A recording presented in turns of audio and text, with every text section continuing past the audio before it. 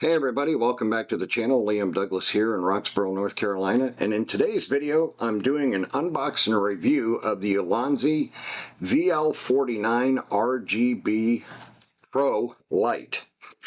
And before we get into that, I want to remind you to check out the Liam Photography podcast. You can find it anywhere that podcasts are found, and I have a massive catalog of back episodes that you can go back and listen to at your leisure. All right, so let's get into this unboxing review.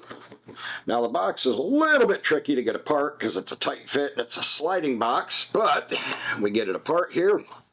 And inside we have the Ulanzi VL49 light. And if we pull out the foam shelf and then the cardboard underneath, we have the owner's manual with the instructions in several languages. We have a white rubber diffuser for the light.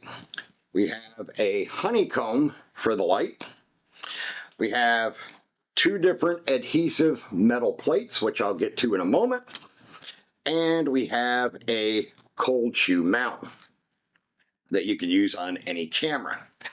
So this light is, of course, a video LED light. Now on the back here, it has a screen as well as 4 function buttons. I don't know how well you can see them, but basically we have an up and down arrow, we have a mode key and a plus and minus key. And the power switch is a slide switch on the side here, and then it does have a 1/4-20 on the bottom, and then on the side opposite the switch it has a USB-C charging port. So let's get into this light. So let me turn this one on. I'm using my second one as a fill light in this video.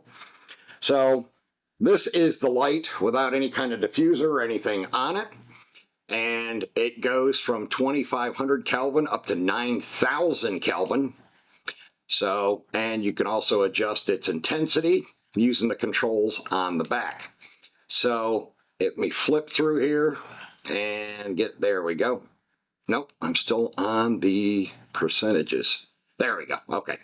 So I can adjust it down. I started out at 5700 Kelvin, and I can adjust it all the way down to 25, which is more of a warm glow like an incandescent bulb. And then going back up, you can see it go through the different color shifts up through 5,000, 6,000, 7,000, 8,000, 9,000, which has more of a cool tone to it, a little bit more on the blue side of the light spectrum. Now, I generally like to keep mine at about 56, 5700 because I like the natural white daylight. That's my personal preference, so I set it back at 5700. And if I flip the double arrows again to scroll on the back of this display, which hopefully you can see that, I can change the intensity. I can turn it all the way down, and you can see the light getting dimmer, dimmer, dimmer, dimmer, dimmer, until it's down to 0, and the light is effectively out, but it's still powered on. And then, of course, I can scroll back up. I won't point it directly at the camera because I'm not trying to blind you, the viewers. Back up through 50%, all the way up to 100%. As you can see, these lights are incredibly bright for as small as they are. Now let me turn the intensity back down. The one I'm using as a fill light, I have at about 49%. Put this one at 50%, and there you have it. Now, in addition to the Kelvin scale and your intensity levels, it also has some pre-programmed strobe modes that you could use for like at a party or in your video or something like that if you want. Let me flip to the English side of the instruction manual here. And there are 10 different strobe modes for it. And let's go ahead and flip here. We also have the HSI with hue, saturation, and intensity, and we can go through the various modes. That's mode 3. Let me see here if I can get back one. Let me see here. Oh, all right. Let me get back to where okay, there we go. Okay, so mode 1, scene 1 is cop car. I don't recommend you do this outside, as you could get yourself in some trouble. Police officers don't appreciate you impersonating law enforcement. Then we have ambulance. And we have fire engine. And we have lightning simulation, which is kind of cool. And we have fireworks, and it'll shift through different colors, just like a fireworks display, which is pretty cool. We also have television, so it'll pulsate a little bit like the old cathode ray tube TVs from many, many eons ago. It'll simulate candlelight. It has party mode, which is scene 8. It has faulty bulb mode.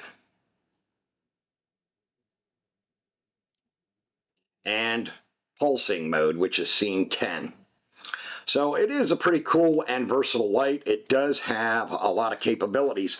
Now, one of the other things that's really cool about this light, and you know, I mentioned earlier about these, I'll get to them in just a second. So we have the honeycomb diffuser, which you can just slide on over top of the light, like so, and you get the honeycomb diffuser, and then also the clear white softener to soften the light more, so it's more pleasing. You could use these lights for photography as well as videography, and being it's got this clear or white rubber cap that you can put over the light itself, you can soften the light considerably more, which is going to make it, whoops, let me get back to where I was.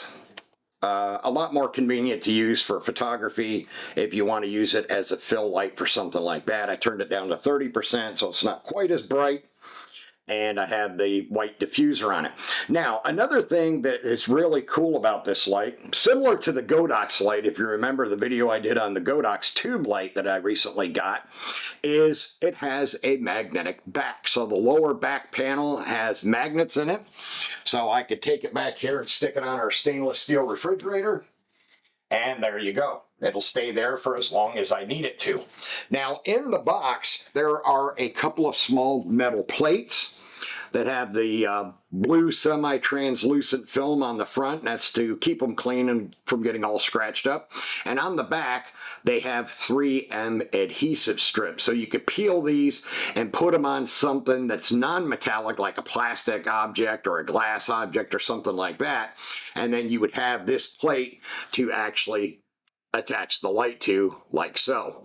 So that's extremely convenient. And they do give you 2 of those, so that you have a couple of them, you know, if you want to put one on one object in your studio and another one on a different object in your studio, so you can move the light to wherever you need it. As you're shooting, you have that ability. And then, of course, like I mentioned earlier, it does have this cold shoe adapter as well, which is 1/4 You just thread that on to the bottom of the light, and then you slide this plate into your hot shoe on your camera, and then turn this other, whoops, let me get this tight back up into the light again. And then you turn the lower disc like so, just like you would for a cold shoe mount for a GoPro or any other action camera. And that bottom disc will allow it to tighten down against your camera body's hot shoe mount, so that it'll be anchored nice and secure and it won't be flopping around or sliding and falling off the camera, whatever the case may be. Now, these are extremely convenient lights. They're very well made. Ulanzi makes a lot of great products. I've acquired quite a few of their products in the last couple of years, and I haven't been disappointed with any of them so far. Now, the one thing I will share with you, it does have pretty darn good battery life. However, some people that have reviewed these lights on Amazon say that if you run them at 100% intensity, after about 15 minutes, they get extremely hot and they shut off.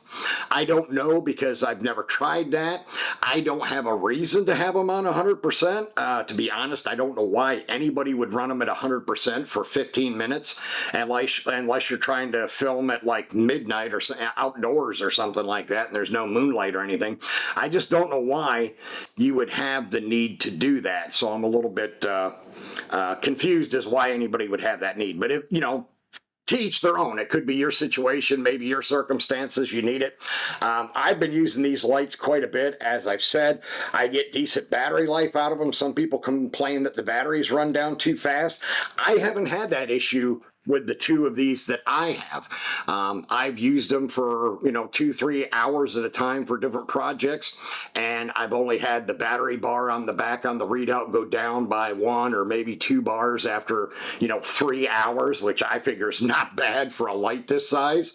And if it only goes down 1 or 2 bars, and I think the battery marker indicator has like 5 bars total or something like that, then it's probably good for about 7-8 hours. Again, depending on the intensity level that you're running it at. But I think these are darn good lights. They're reasonably inexpensive. I don't remember the price off the top of my head, but I'll put it in the description, and I'll probably put it across the screen at this point in the video as well. Just because I don't remember off the top of my head, I apologize. I have totally forgotten about that.